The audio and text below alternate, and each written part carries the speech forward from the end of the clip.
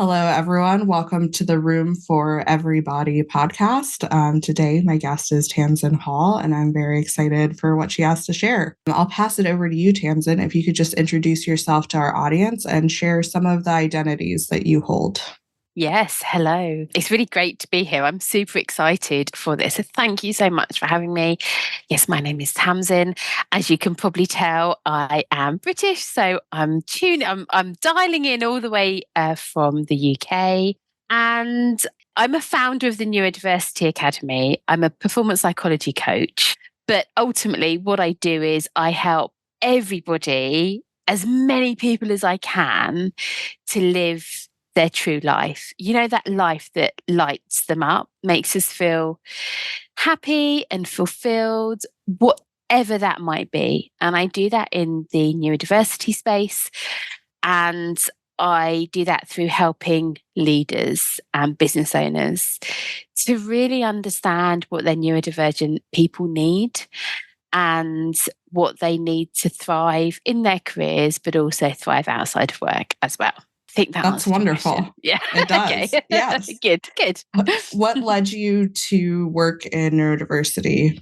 So I am neurodiverse myself. I have diagnosed dyslexia, and I have struggled, in all honesty, throughout my school, throughout my GCSEs. I didn't go into higher education in the UK until recently. So 2 years ago, I completed my degree, I graduated, and a lot of negative experiences, negative judgments, lots of people telling me at school, kind of, you're not good enough, you can't spell, you're not trying hard enough, you're never going to amount to anything, kind of all of those negative things that actually nobody deserves to hear.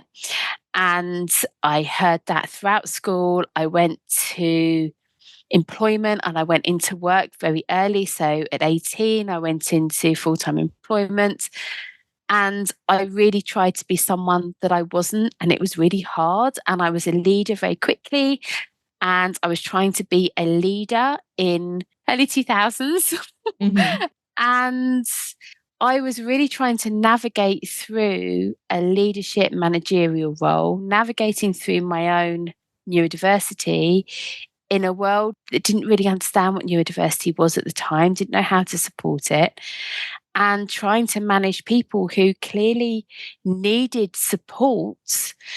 And as I've navigated through kind of a 20 plus year career in leadership, training, development, coaching, I realize there's a huge gap that leaders, business owners, we're missing. We have a duty of care to our employees.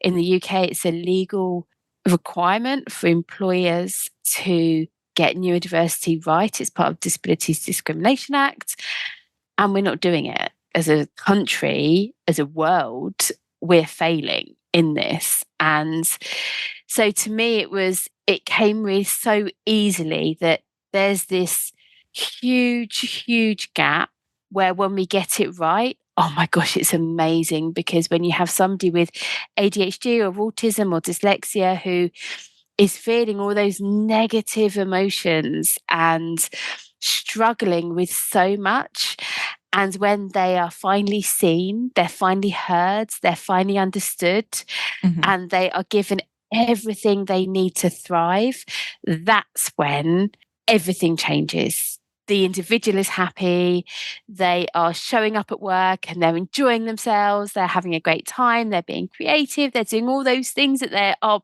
here to do. They have that kind of that, yeah, it's really exciting, I can't wait to get into work. But they're being supported by their employer and their leader, and they're given all the strategies and the support that they need.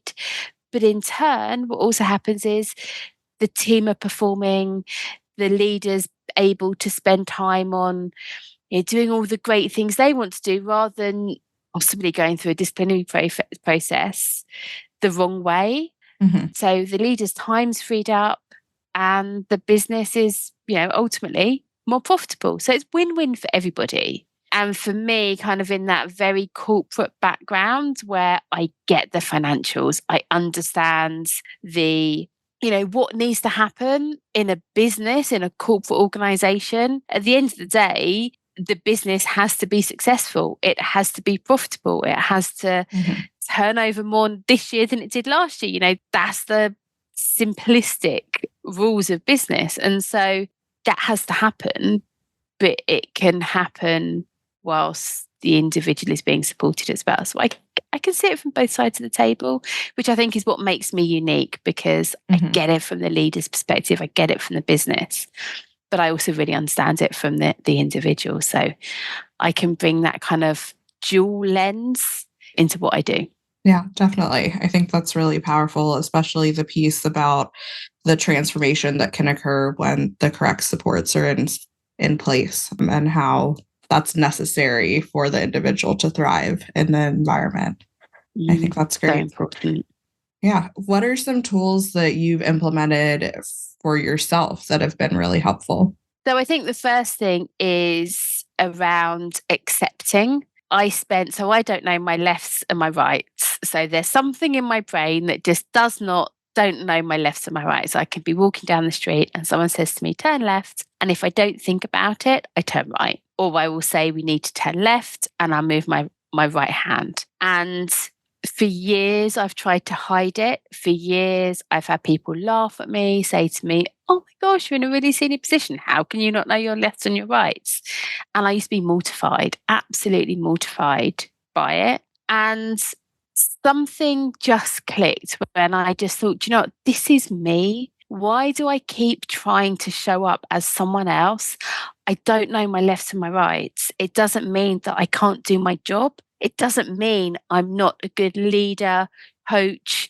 It doesn't mean any of those things. It just means I don't know my lefts and my rights. And I can remember I was about 27 and I had this amazing job in banking, and I was taking some clients out for lunch, kind of that wining, dining. And I was walking along the road and they said, oh, where do we need to go now? And I just thought, I don't know what to say. And I froze. And what was going through my mind was, I'm not good enough to be here because I don't know my lefts and my rights. And I hear this daily from people who say, because of this one thing, I'm not good enough to do. And that isn't true.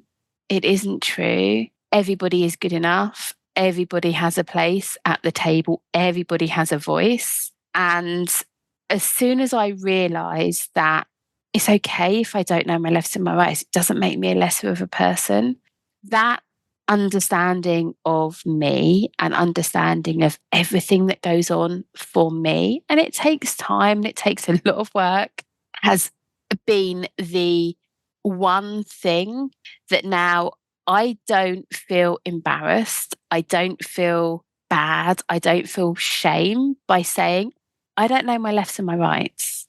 I post on social media, and when I write, I love writing. So writing, I've just written a chapter in a book. I love writing. But obviously I'm dyslexic, so I can't spell. I miss out words or sentences. When I read sentences back, I put extra words in. My punctuation is hideous. I don't notice when I've made mistakes. So when I write, I have lots of steps that I take. So I write something and I'll put it through the spell check, and then I'll put it through Grammarly. And then on Word, we have a read aloud function. So then I print it off, whatever it is I've written, and I listen to it back whilst my fingers I've got a ruler, a coloured ruler. So my fingers going along. So I'm listening to it and I'm reading it. And then I put it through spell check again. And then if it's something really important, I either give it to my husband or my parents to read for me.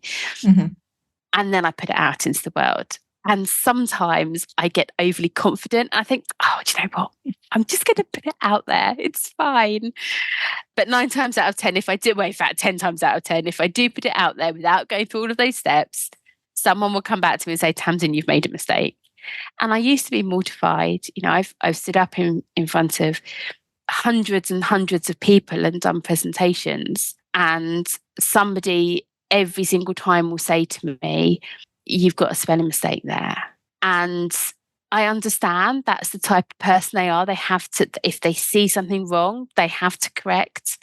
If they see something wrong, it would mortify them. So they want to share, they want to make sure that, I know. Everybody's unique, everyone's different. And I don't mind when people do that to me. I don't feel any shame or embarrassment. I say, thank you very much. I'll amend it. I'm really grateful you've told me, but it doesn't worry me. And actually now when I'm doing a presentation, I always put a caveat that I am dyslexic. I have gone through this presentation of this document with a fine-tooth comb. It's been through so many different processes, but there's going to be something in here that's wrong. And if you feel the need to share with me my mistake, please do. It doesn't matter. I won't mind. And I just make a bit of a, this is why. And I find people are so accepting when I say and when I explain. And I've completely forgotten the question that you asked me because I'm really good at going off on a tangent. I'm really sorry. No, that was a really great answer. I was asking what tools you've implemented that support you. So you did answer it. Yes. Yeah. That's great. Are there anything that you've seen in regards to like the physical space and the design, either in workplaces or things that you've been able to add into your own home that have been helpful? Yeah, so I think for me with my dyslexia, as I say, it's really kind of leaning on those tools and the word dictate, having a dictaphone. I absolutely love the apps where I can be on a dog walk or I can be kind of out and about and all of a sudden I think of something. And because my short-term memory is hideous, if I don't write it down there, then I've forgotten it. So I love the apps where I can just go on and I can dictate into my phone. And I have notebooks everywhere. I have pieces of paper everywhere. I'm always texting myself because if I don't do that, I will forget. And I think if we look at the workplace, it's having those accommodations in place. So I really understand what goes on for me and what shows up for me and kind of those struggles that I have, but also the strengths that I have. And I can understand that for me with dyslexia, but also through all the neurodiversities that show up for people. And when an employer understands what the challenges are, but what the strengths are as well, and understand really what's going on when the individual is thriving. There's so many accommodations and so many things in the physical space. So, for example, if you have somebody who really struggles with social or noise or hustle and bustle and has to work in a quiet space, if you want them to come into the office, give them a room that they can go to if they need to. If it's getting too much, if it's too loud, if there's too much going on, because for somebody that has that sensory overload, it's too much. Somebody described it to me as if people are just sticking pins in their ears. It just is so intense. And if we can say to somebody, I understand if it gets too much, there's this room over here that you can go to. You don't have to justify, you don't have to tell anybody. You can just take your laptop and go and work in there. Something as simple as that is sometimes enough. Giving staff noise cancelling headsets where a lot of people just have the headsets on without any noise or just white noise because it just dims everything down. And there's so many physical accommodations that we can provide, but it starts with that awareness and it starts with the understanding. And I think as soon as we get that awareness and that understanding right for ourselves and for others, that's when we can start to think, what does this individual need? What will really help? And then we can create some really fabulous tools and techniques and strategies and things to help, because everybody deserves to live a life that I think a lot of people take for granted, because a neurotypical individual could be just, they get up, they have breakfast, they go to work, they come home. Whereas the struggles of somebody with, say, ADHD or autism or combined ADHD autism is so immense, it stops people from doing so much. And I don't think as a neurotypical individual, we can truly understand how it really shows up for everybody until we have those conversations. Yeah, definitely. I think when I'm thinking about neurodivergent design, I'm definitely thinking about the sensory experience, which is what you were explaining.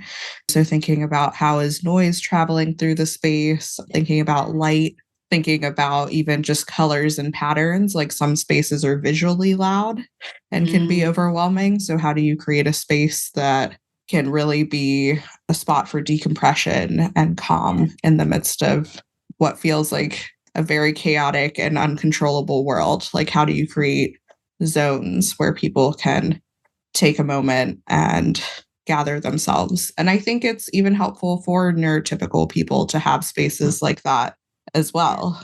Like, I think everyone has moments in the day that they need to take a break and center themselves again. Yeah, 100%. I think it's really interesting what you said there around zones, because my dyslexic brain, I love colours. Like, I love colours. Colours to me is just amazing. I want everything really colourful because that's how my brain doesn't like the black text on white paper. My brain just loves colour. Whereas a autistic brain, I can't, that colour is just, of an ADHD brain, I just can't. So it's really difficult to get the balance right. And some people love the artificial light. Some people like light, no artificial light. Some people like it dark. Some people like it bright. Whereas if you can offer those zones where people can go to if that sensory overload is too much, but those zones have to be very different. So it's so interesting, yet so complex. Because if you have a team of kind of 10 people, everyone's needs are going to be so different. Yeah. And I think that kind of circles back to what you were saying about the failure that we're seeing in workplaces. Like, they've been designed with just one type of worker in mind, and it's created this standardization that's not beneficial for the individual's needs.